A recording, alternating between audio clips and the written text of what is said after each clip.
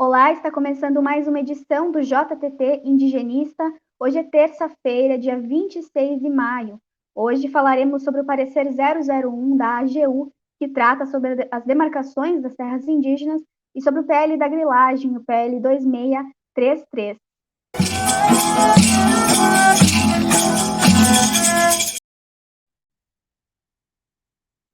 Desde o dia 22 de maio, os ministros do Supremo Tribunal Federal estiveram realizando um julgamento histórico que terá consequências para a vida de todos os povos indígenas do Brasil. Eles estiveram avaliando em plenário virtual se confirmam ou não a decisão de suspensão do parecer 001 da AGU, que trata sobre as demarcações de terras indígenas. No entanto, no dia de ontem, o ministro Alexandre de Moraes pediu um destaque durante o julgamento, o que significa que o julgamento, na forma como está suspenso, ou seja, o parecer 01 segue suspenso.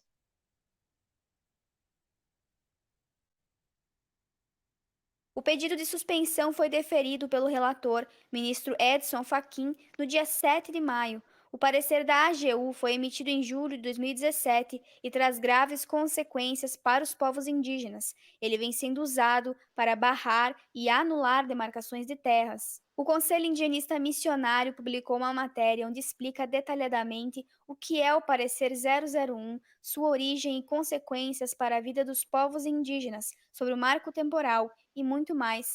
Acesse cime.org.com e veja o texto completo para compreender o que esse parecer significa. Diversas lideranças indígenas se manifestaram contra o parecer 001. Confira alguns desses relatos. O marco temporal é uma tese que, primeiramente, foi pautada e debatida no âmbito do poder legislativo e que define que só teria direito aos territórios os povos que já estivessem em conflito, seja físico ou judicial, por esses territórios até a data de 5 de outubro de 1988. Essa tese é completamente inconstitucional, pois os povos que não estavam nesses territórios até esse marco temporal pré-estabelecido não estavam lá não porque não quisessem, mas sim porque foram expulsos de seu território nesse processo de grilagem que ocorreu ao longo de toda a história do Brasil.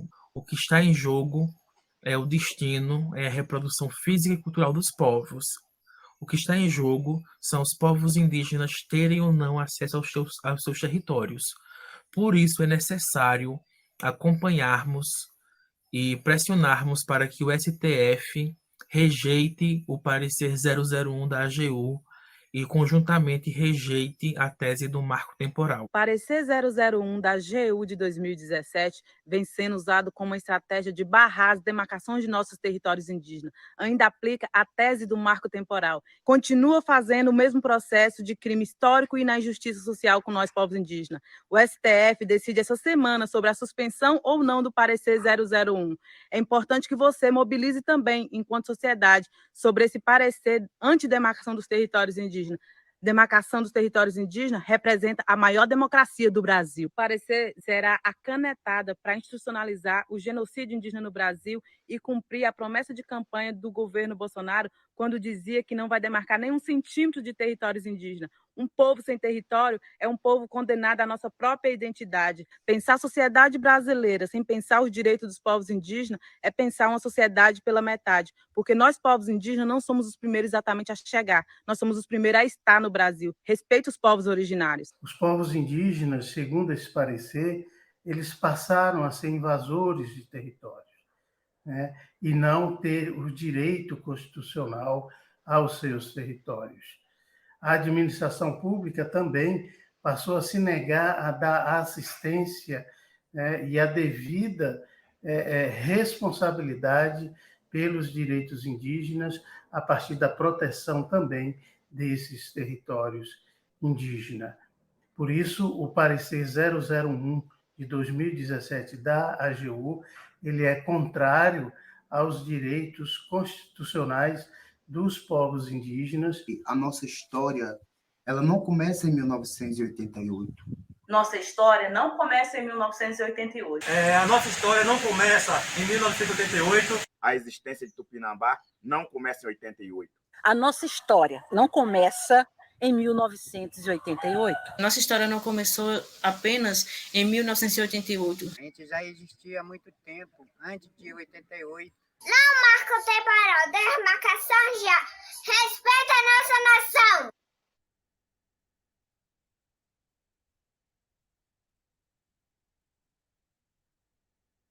No dia 19 de maio, o prazo para a votação da medida provisória 910 de 2019 expirou, dando lugar ao PL 2633.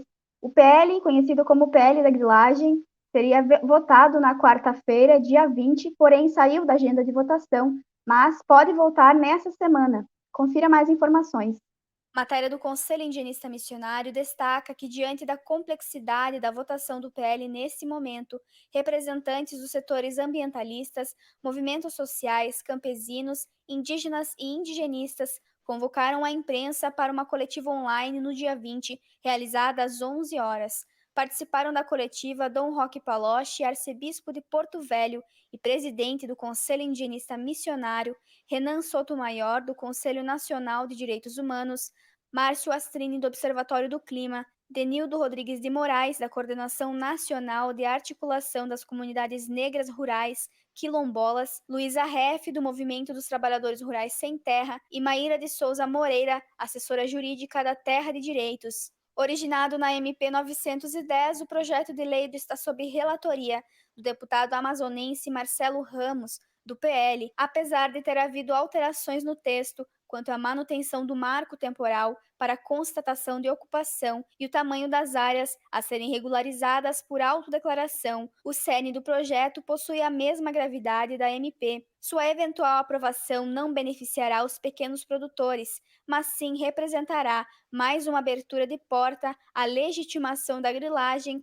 e da violação de leis ambientais. A matéria ainda ressalta que, em plena pandemia do coronavírus e com o Congresso Nacional operando de forma restrita, sem comissões, audiências, a participação da sociedade, não é hora de votar propostas que não contribuem com a situação atual e, pior, podem agravá-la. Em análise feita por Roberto Antônio Libigotti, do Conselho Indigenista Missionário, atenta para o fato de que, ao deixar a MP 910 caducar, conseguiram produzir um texto para dizer que agora se beneficiará o pequeno produtor ou ocupante de terra pública que não consegue produzir porque não tem o título da terra que ocupa.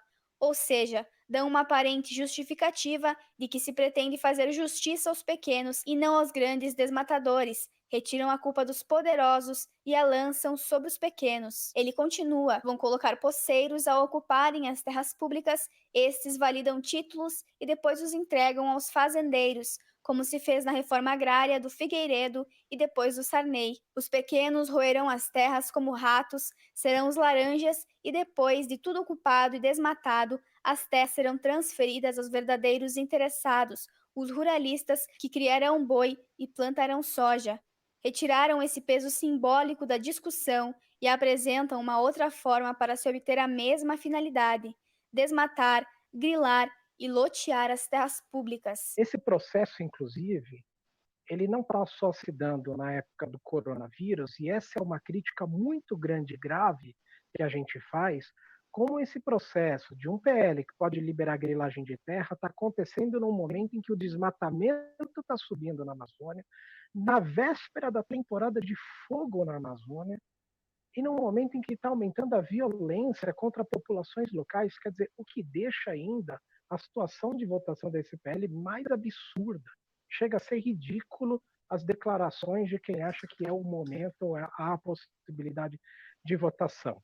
Esse é o governo que já disse que, por exemplo, iria rever as demarcações de unidades de conservação, mandou um projeto de lei há pouco tempo permitindo mineração ou querendo permitir mineração e agronegócio de larga escala dentro de terras indígenas, fez inclusive a edição de uma instrução normativa há poucos dias atrás, a 09, em que ela diz o seguinte: se a área indígena, mesmo que esteja ali reconhecida, a existência de povos indígenas, etc., mas se ela não tiver homologada, ela é passível de ocupação mesmo assim, ou de requerimento de ocupação dentro dessas áreas. Então, tem uma política dentro do governo é uma política de favorecer quem vai ali tomando terra, e não mais uma política de favorecer o reconhecimento do uso da terra de forma social e coletiva, mas sim individual. Quando a gente está falando, né, de todo o território brasileiro, né, quando a gente está falando de terras da União e do INCRA por todo o território nacional, a gente ainda assim fala, né, numa ampla faixa de terras públicas aí sujeitas à transferência para a esfera privada, e uma esfera privada que não se trata de pequenos agricultores, né, uma esfera privada que ainda se trata de médias e grandes, que não necessariamente demonstram que cumprem efetivamente a função social da propriedade. Que vem tendo um conjunto de medidas, um conjunto de normas, um conjunto de legislações e políticas que vem facilitando e aquecendo um mercado de terras, né, em detrimento do cumprimento da função social. Historicamente, o que o governo brasileiro fez? Colocou pobre contra pobre, né? E aí aumenta a violência. Ou seja, os grandes passam por cima, né? Porque há toda uma proteção. E aquilo que nós sabemos, né? Agora, os pobres ficam lá, o pequeno proprietário com a comunidade indígena. E aí a violência de pobre contra pobre, e os grandes ficam, né, isentos de tudo.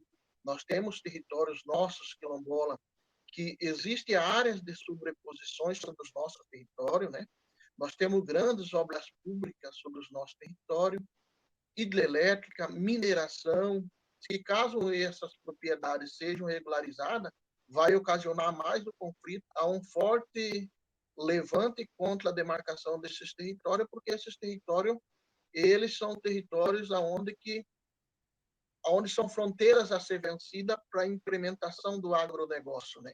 O agronegócio que vem quer destruir tudo, enquanto esses territórios, né, são territórios étnicos, são territórios que preservam a vida, são territórios que produzem alimentos, são territórios que têm muita biodiversidade, muita riqueza, que são esses territórios que fazem com que as águas que chegam na cidade elas não estejam contaminadas pelo agrotóxico do agronegócio ou pelo resíduo de minério das minerações.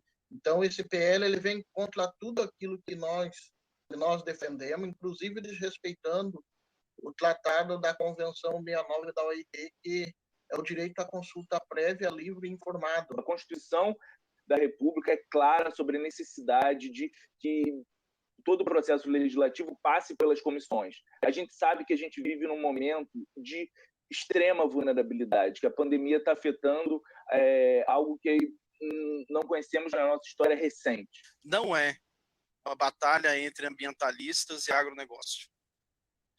É uma defesa de um amplo leque de organizações pela vida, de pastorais, movimentos do campo, das águas e das florestas, centrais sindicais, movimento de direitos humanos. O impacto fundiário é brutal, porque ele não fica restrito à Amazônia, ele cria a possibilidade de regularização do grilo em todo o território nacional. Enquanto, para o auxílio emergencial, as pessoas têm que sofrer na fila por dias, estarem vulneráveis ao coronavírus, enquanto o território legítimo dos povos indígenas e quilombolas tem que passar por um processo cada vez mais burocrático. Enquanto a reforma agrária está completamente parada, eles querem criar um processo extremamente acelerado de regularização da grilagem.